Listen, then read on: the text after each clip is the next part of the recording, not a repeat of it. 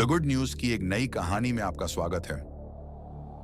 आपने सुना होगा कि संसार परमेश्वर के वचन से अस्तित्व में आया, लेकिन आज हम आपको और गहराई में ले चलेंगे और बताएंगे आदम और हव्वा की कहानी और अदन की वाटिका की, जहां मनुष्य की सृष्टि और पतन आरंभ हुआ।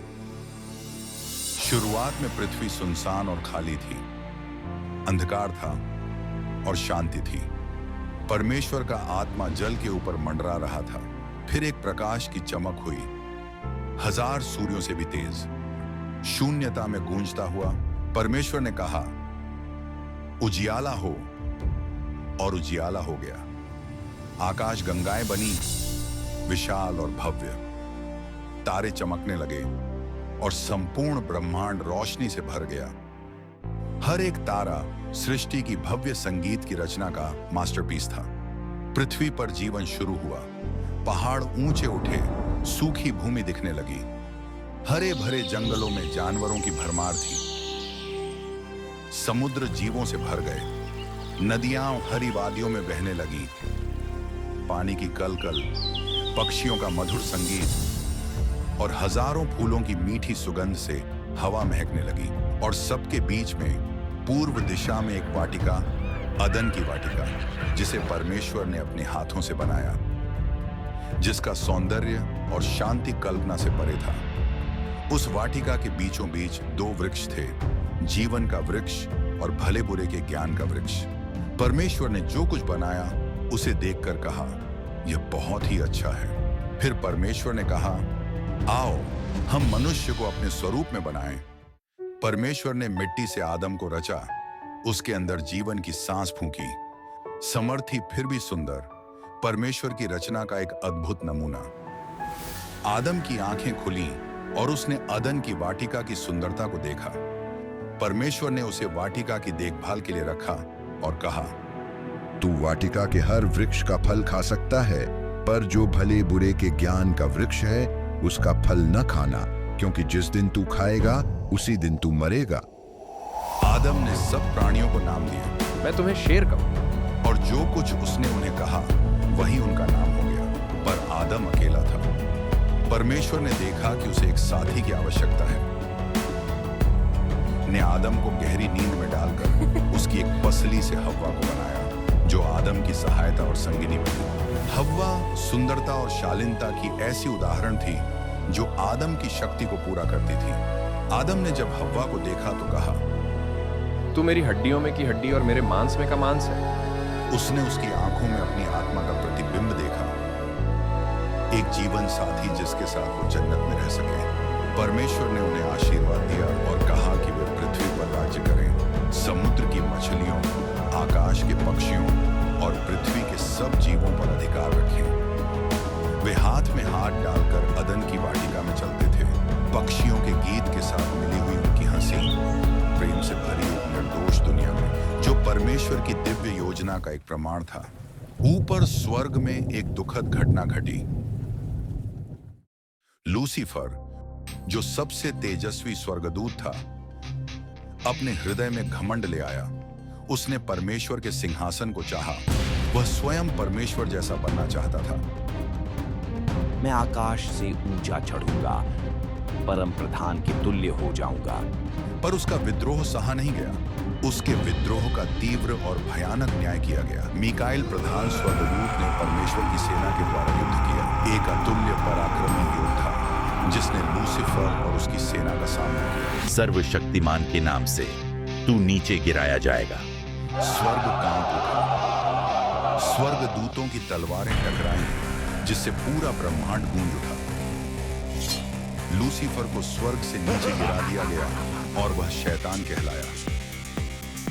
अंधकार में गिराकर छोड़ दिया गया, जहां वह बदला लेने की योजना बनाने लगा। अपने स्वर्ग के बाहर पनप रहे अंधकार से अनजान आदम और हव्वा अपने निर्दोष जीवन में सुख से जी रहे थे। जानवर उनके मित्र थे, क्या बड़े क्या छोटे। वे हर दिन वाटिका में घूमते, फल खाते, जो कहीं और मिलने वाली फलों से कई गुना मीठे थे, और निर्मल जल से प्यास बुझाते। दुख, पीड़ा और मृत्यु से अनजान थे। पर शैतान चालाकी से भरपूर एक अवसर की तलाश में था। एक दिन जब हव्वा वाटिका की देखभाल कर रही थी, वह सांप का रूप लेकर अदन की वाटिका में आया, जो सब जानवरों में सबसे चालाक था जिन्हें परमेश्वर ने बनाया था। उसके मुंह से शहद से भी मीठे शब्द टपकते हुए उसने हव्वा से पूछा, क्या सच में परमेश्वर ने कहा कि तुम वाटिका के हर वृक्ष का फल न खाना? वह हव्वा के पास गया जब वह वाटिका की देखभाल कर रही थी। उसकी आवाज शांति में एक धीमी फुसफुसाहट थी। हव्वा ने उत्तर दिया, हम सब फल खा सकते हैं, बस जो पेड़ वाटिका के बीच में है उसका फल नहीं। अगर हम उसे छुए या खाएं तो मर जाएंगे। सांप ने कहा, तुम नहीं मरोगी। जब तुम उसका फल खाओगी, तुम्हारी आंखें खुल जाएंगी और तुम परमेश्वर के समान हो जाओगी, भले और बुरे को जानने वाली। सांप के शब्दों ने हव्वा के हृदय में संदेह का बीज बो दिया, एक ऐसा बीज जो शीघ्र ही आज्ञा उल्लंघन के रूप में विकसित होने वाला था। यह सुनकर हव्वा ने उस फल को देखा। वह सुंदर और मनभावन लगा। सांप के शब्द उसके मन में गूंज रहे थे और भरपूर ज्ञान का प्रलोभन दे रहे थे। उसने फल तोड़कर खाया और आदम को भी दिया। आदम ने भी खा लिया। उनकी आज्ञा उल्लंघन के परिणाम विनाशकारी थे। अदन की मासूमियत बिखर गई। फल खाते ही उनकी आंखें खुल गईं और उन्हें पता चला कि वे नंगे हैं। उन्होंने अंजीर के पत्तों से अपने लिए कपड़े बनाए। जब उन्होंने परमेश्वर के कदमों की आहट सुनी तो वे पेड़ों के पीछे छिप गए, परमेश्वर की उपस्थिति से दूर। एक बेहद दुख से भरे हुए स्वर में परमेश्वर ने पुकारा, आदम, तू कहाँ है? आदम ने डरते हुए उत्तर दिया, मैं नंगा था इसलिए छिप गया।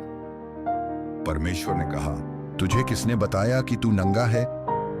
क्या तूने उस वृक्ष का फल खाया जिससे खाने को मैंने मना किया था? आदम ने हव्वा को दोष दिया और हव्वा ने सांप को।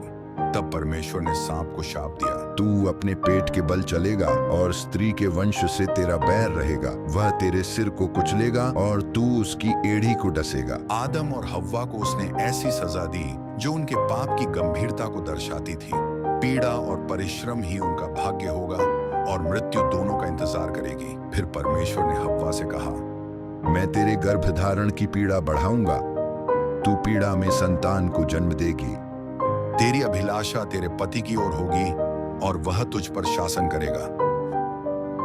और आदम से कहा, तेरे कारण भूमि शापित हुई, तू मेहनत और पसीने से अपना खाना पाएगा।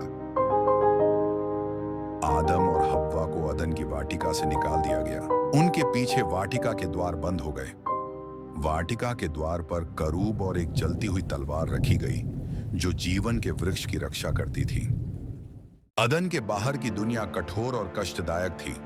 यह उस स्वर्ग से एकदम विपरीत था जिसे उन्होंने खो दिया था। सूरज तो चमकता था पर उसकी गर्मी वैसी नहीं थी। फूल खिलते थे पर उनकी खुशबू में अब उदासी थी। आदम खेत में पसीना बहाता था, जमीन अब कठिनाई से फल देती थी। सन्नाटे को काटते हुए हव्वा ने जीवन को उत्पन्न किया और बड़े कष्ट में हव्वा ने पीड़ा में बच्चों को जन्म दिया। जैसे जैसे जीवन आगे बढ़ा, समय के साथ अदन केवल एक स्मृति बन गया, एक खोए हुए जन्नत की याद। पाप ने संसार में प्रवेश कर लिया, लेकिन उनकी निराशा की गहराइयों में भी आशा की एक किरण बची हुई थी। परमेश्वर ने अपनी सृष्टि को नहीं त्यागा। उसने एक वादा किया, एक उद्धारकर्ता आएगा जो सांप के सिर को कुचलेगा और खोई हुई जन्नत को पुनर्स्थापित करेगा। और इस प्रकार मानव जाति आगे बढ़ी, पाप के बोझ से दबकर, लेकिन आशा से प्रेरित, जहां स्वर्ग पुनः प्राप्त होगा। और यही है मनुष्य की सृष्टि और पतन की कहानी। देखने के लिए धन्यवाद। अगर आप इस चैनल पर नए हैं तो लाइक, शेयर और सब्सक्राइब करना ना भूलें, ताकि आपके शेयर से अन्य लोग भी आशीष पा सकें और आप हमारे चैनल पर बाइबल से कोई भी नई कहानी मिस न करें। मिलते हैं हमारी अगली कहानी में। परमेश्वर आपको आशीष दे।